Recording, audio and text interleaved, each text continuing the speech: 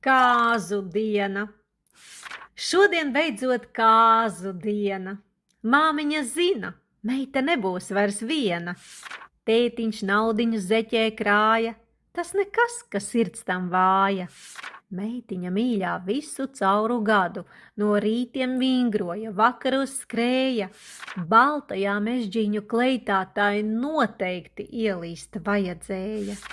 Nu plīvurs tai matos, un briljanti mirdz, un straujāk sāk pukstēt vecāku sirds.